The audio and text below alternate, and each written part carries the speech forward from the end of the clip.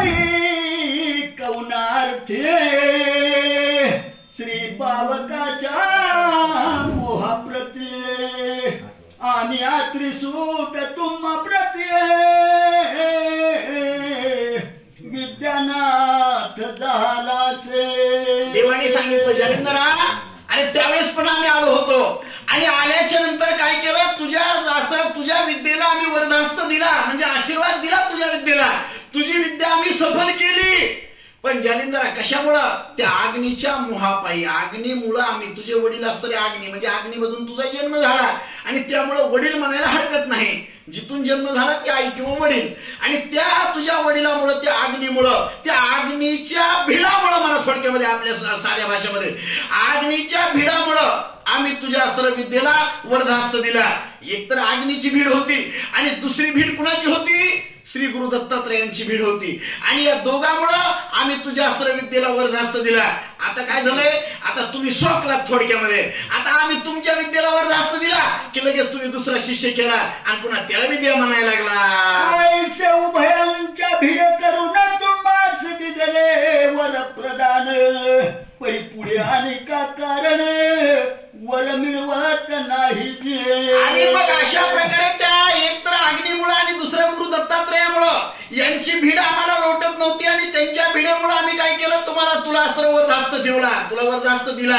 तुझ्या विद्येचे आम्ही आधीन झालो. वरदास्त देणं म्हणजे एवढं सोपं नव्हतं. म्हणायचं फक्त आशीर्वाद द्या, पण ती विद्या अशी होती, प्रकार असा होता. एखादा अस्त्र जपलं, थोडक्यामध्ये उदाहरण सांगतो तुम्हाला, पर्जन्य अस्त्र जपलं तर पर्जन्य अस्त्र कुणाच्या स्वाधीन आहे? वरुणाच्या स्वाधीन आहे. मग पर्जन्य अस्त्र जपलं त्याने किती? वरुणाचं अस्त्र वरुणाने यायचं आणि पाऊस पडायचा. मग दुपारी बी असली तरी पाऊस पडणार. एखाद्यानं अग्नी अस्त्र जपलं आणि तिथं जर समजा पाऊस बी असला आणि जर पावसामध्ये जर अग्नी अस्त्र जपलं तर अग्नीला तिथं प्रगट व्हायचं ना, आगच लावायची. अशा प्रकारे त्या मंत्राच्या अधीन त्या देवाला राहायचं. अशा प्रकारे तो मंत्र होता. मग हे अशा प्रकारचे मंत्र आम्ही तुला दिला आणि तुला दिल्याच्या नंतर काय झालं, आम्ही त्या अग्नीच्या आणि त्या दत्तात्रयाच्या भिडानं आम्ही तुला दिला.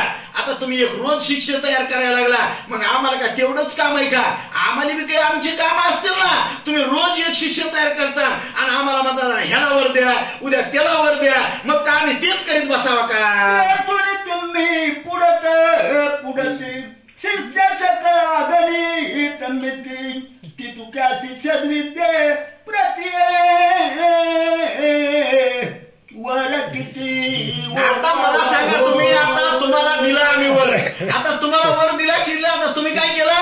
ही हत्तीच्या कानातून कानी पुन्हा जन्माला. मग माणूस म्हणतो ना, तू काय हत्तीच्या कानातून बाहेर आलास का? आता एक हत्तीच्या कानातून जन्माला, दुसरा म्हशीच्या कानातून जन्मल, दुसरा कुठं घोड्याच्या कानातून जन्मल. मग आम्हाला काही काम तेवढंच आहे का? आम्हाला बी काही काम असेल ना.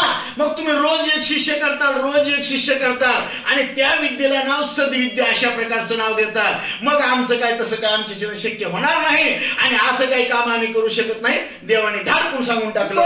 म्हणाल का वाईट परिवर नाव आम्ही स्पष्ट म्हणाल तैसे महाश्रेष्ठ दुःख देही.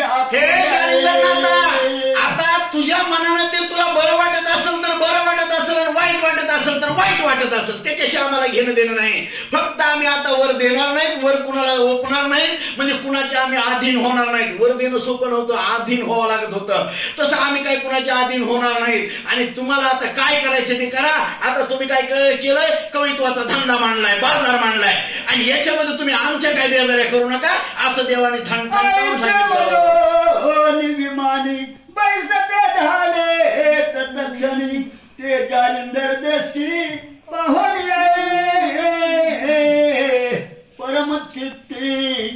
अशा प्रकारे जालिंदरनाथाला ठणकावून सांगितलं म्हणजे कडक भाषेमध्ये सांगितलं, कडक शब्दात सांगितलं. आणि आपापले विमान आणले होते.